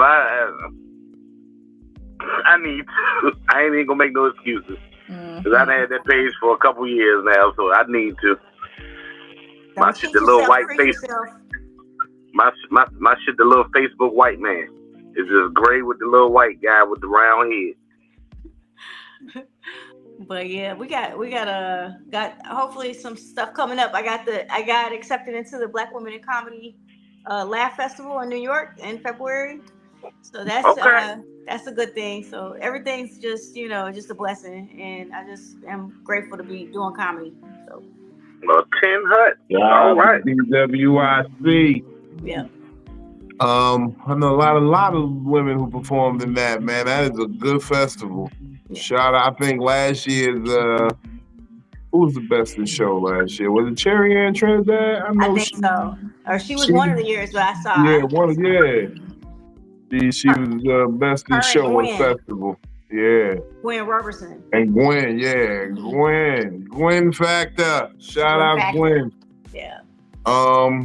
But no, congratulations on all that, Kels. I see you moving. I see you shaking. Hey, Benny, she came and she tried to do my move on me, Benny. She came in, she tried to do the quick in and out, hit her with a hard 5 and slide.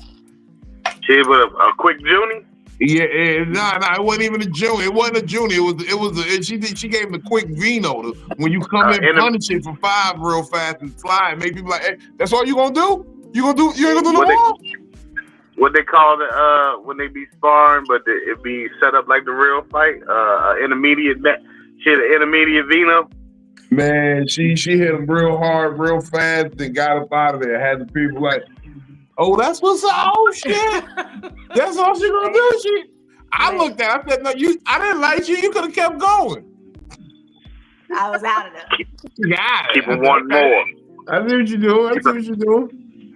She's like, this is a little sprinkle for y'all. Thank y'all. Yes, man. I'll be back tuned in and up here pulling up on next Wednesday for Psycho-Babble. Yes, ma'am.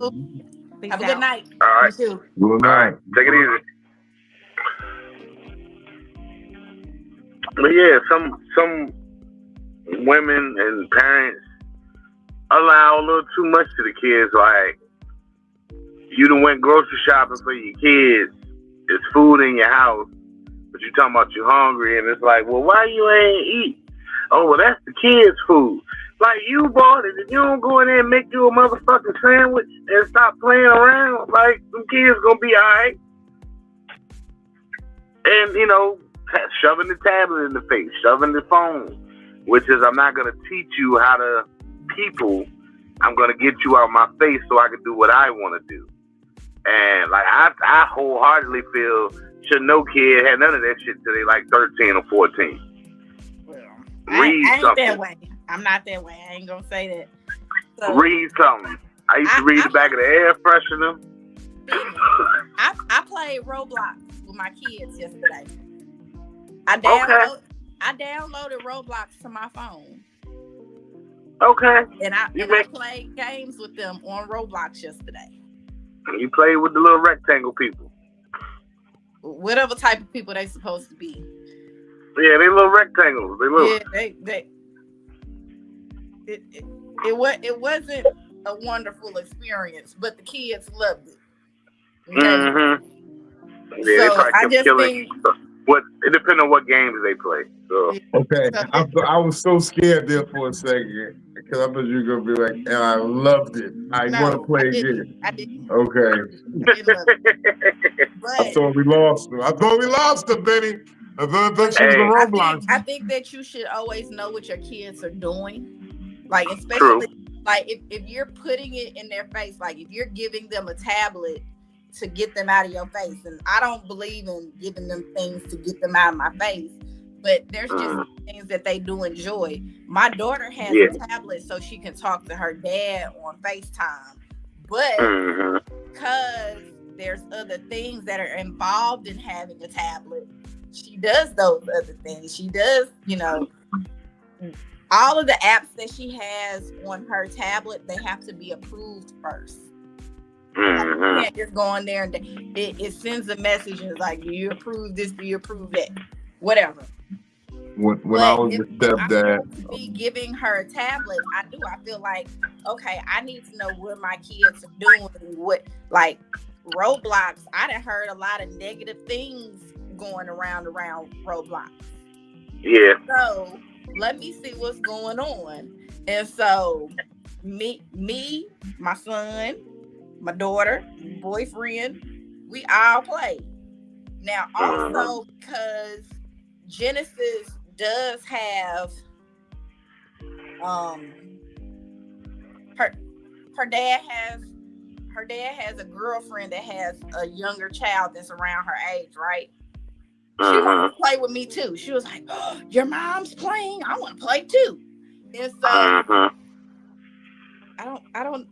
I guess the younger sibling, that's what I'm gonna call her. She's a younger sibling. She wanted to play too. So now I get to see what's going on, how they talk, how they move, what's going on. Like, are they just sticking in a group to where it's just all of the siblings playing together, or are they playing with everybody and talking any kind of way? Like, who are you communicating with? Who are you making friends with? What are you doing? Which you should. Yeah. So you know, it has to have those limits and those restrictions. And we necessarily didn't have it because we didn't have that much technology growing up. But shit, I got my first phone at 17 through my homeboy. My mom was like, what you need a cell phone for? Yeah. You ain't calling nobody but me. But back then it wasn't touch screen and it wasn't Google and all this other shit wasn't on the phone. So, you know, but and which it does make sense, but it's still, like you said, you got to watch your kids and see what they're doing at the end of the day and know what they into and hear how they interact with others. And that lets you know where you need to step in and buckle down and, oh, okay, they got a good grasp of what's going on. I'm doing a good job. Your trap phone. Yep. I'm in my senior year. I went and got me a cricket phone.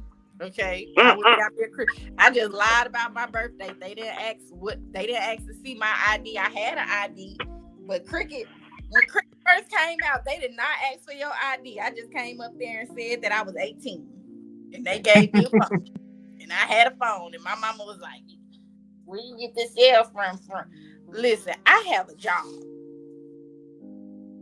I have a job is always a valid answer. I have a job. I have a car. I'm also in high school and college. I was doing a lot of stuff when I was 17, turning 18. So it was like, no, I'm going to get my phone. So I had a phone. Okay, little fast ass girl. Yeah, I ain't had shit going on. My mom was like, what the fuck you need that for? She's like, I ain't paying that bill. And I was like, you ain't got to. It's through my homeboy. And then he wasted all the minutes talking to his girl in Carolina when she was in college. So when they phones went off, my phone went off too. And then I didn't get enough. I had a cricket. We didn't have minutes. As long as you didn't go outside of the network area, you was good. Shit, free nights and weekends. Free nights and weekends like a motherfucker. I was mad as hell when Trail let that damn phone bill go up and my shit got turned off. Because I was giving my part. I was giving him my part for my part of the bill, and he done ran it up calling Carolina. And they set that shit off. I had a gold Verizon joint with the antenna. You pull it out with your teeth. You had one of them old. It wasn't old at the time because they really looked plastic. The one it wasn't old at the time. I had a up to date phone, but this is 97, 98, shit like that. Zach Morris. Yeah. When you pull the antenna up, you hit to pull your antenna up for better reception. The Nokia. Yeah. The blue that Family Dollar. Yeah, that Family Dollar jump. It was like $15 at Family Dollar. Yeah, they did like this from the top. My stepdad had worked at the same company for like 30-some years, like from the day I was born. He worked at, it was called Bell South Mobility before it turned. I remember Bell South. Yeah. So you know, it's Bell Soft Mobility. It went to Singular Wireless. Now it's AT&T. Mm-hmm. And I remember he used to install the car phones. Like before the car phones was actually like mobile phones, you had to install them into the car. Yeah. That shit ran off the battery. Yep. if the car couldn't come on, the phone wasn't coming on either. Okay. That shit used to be wow. And I think that's part of it. Is damn it, our kids need to struggle like we struggle. Don't give That's what I'm saying. Like I was saying, if I had the shit, I'm reading air freshener. I'm reading the ingredients to the toothpaste. I'm reading the back of the mouthwash. Or if you're lucky, you got Jet Magazine or Ebony in the bathroom. But I'm reading something. I'm learning. Won't no just sour your mind and video after video and TikTok scrolling and nah. My touch screen was a Tiger handheld, nigga. I'm playing Street Fighter with 4 buttons. I do still remember my Game Boy. My Game Boy was the shit, the first one. With Tetris and Paperboy. Yeah, if you playing it in the car, you got to watch it off the street lights. You had to pause in between lights because there won't no backlit screen. It's 2 colors of green. Talk to me, brother. Tell me what you got coming up. This Saturday, this Saturday, we are tearing it down in Brunswick County for a 30th high school reunion. And we're going to have some fun. It's me and my brother, Big Vino. We're going to 2-man this joint. Then coming up, the 22nd, I'll be in Carolina. The 29th, I'll be in Carolina. That's Hamlet and Jacksonville. Gonna be 2 dope shows. I'm out here getting busy. My camera's dirty as hell. Getting busy, staying with it. Follow me on all social media at Benny Blanco Perry. I might post my Wabi Sabi set. Brooklyn was playing it for me earlier, and it was like that was pretty damn good. And it's not something that's gonna burn the jokes because they was for that night. So and that whole set. Post your biggest laugh. Post one joke that get one big ass good laugh. Try to keep it under 45 seconds. Those be the ones that go viral. Yeah, so there's a couple of them up there, so I'm gonna clip out a few. Because I listened to about half of it. I did 20. So, things is, I'm in my stride, waking up, shaking stuff off, ruffling feathers on Facebook. If you're a joke thief, you shouldn't be trying to teach people how to tell jokes. Oh, Lord Jesus. Because you're really just teaching them how to steal other people's jokes like you fucking do. Oh, Lord Jesus, have mercy. Yeah, I'm passionate about my craft. This craft changed my life and saved my life, and I would be a miserable motherfucker if it weren't for it. And I go on stage and tell my life experiences and what I've experienced, what I've been through, what I've seen from my perspective. So to go and steal somebody's joke is like going to take my paycheck and cash it as your own. Nah, we ain't doing that. I despise a joke thief. Ooh, Lord Jesus, have mercy. Well, I think that's well stated, my good brother. Thank you for not holding back for nobody's comfort. Yeah, I'm a Capricorn. I'm gonna tell you how it is. And I'm gonna tell you, I'd have smacked the shit out you that night if you'd kept talking to me.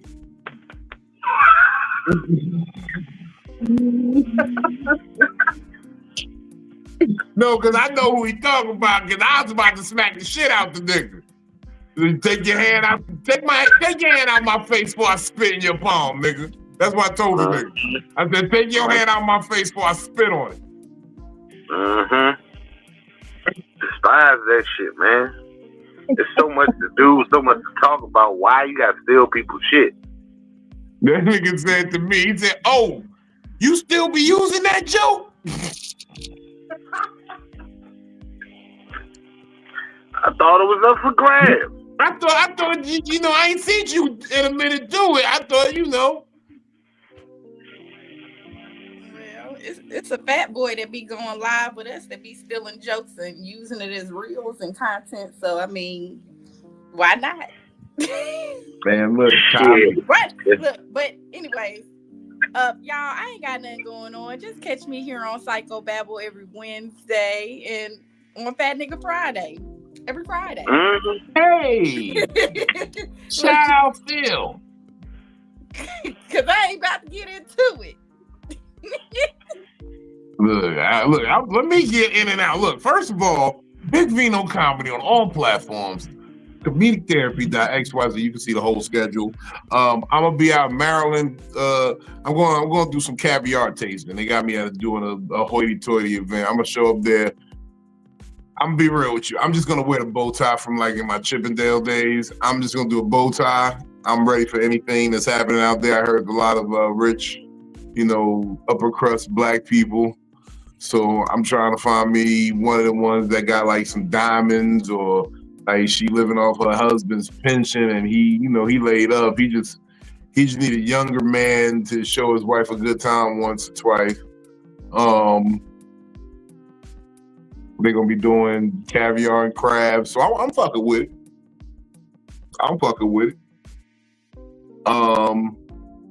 What else I got? I'm high, I can't remember it all. I know it's a comedy brunch coming up. Check Peabody's. We coming there. It's the end of the month, Labor Day coming up real soon. We got shows there. Say what's up. Check www.comedictherapy.xyz. That's where all the information is. And thank y'all for letting me entertain y'all on my first network television debut situation. I know I had a good set. I know my percentage was way up at the end there. Shout out to everybody who voted. Shout out to everybody who motivated me to put up more posts about telling people to vote. Shout out Phil. Phil led the charge. She made everybody vote. Everybody who knew her had to vote. Motherfucking and you better have voted. And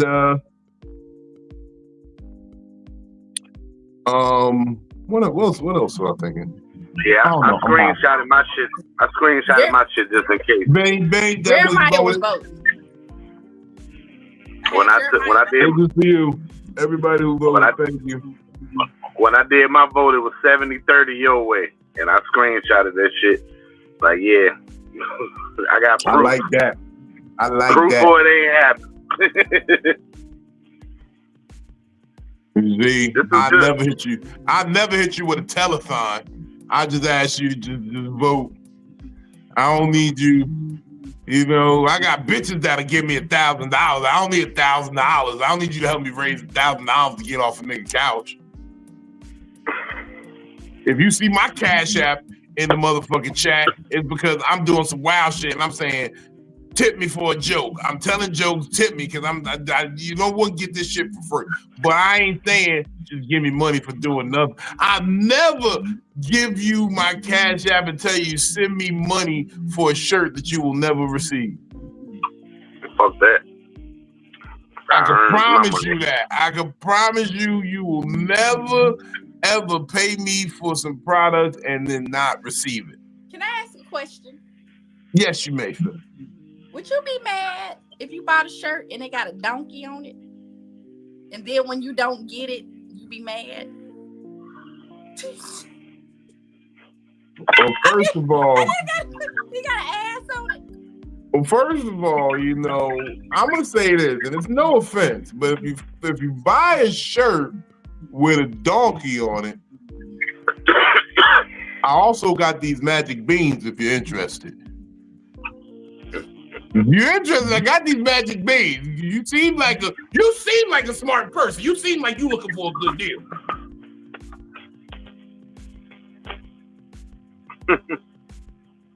Got an ass on it.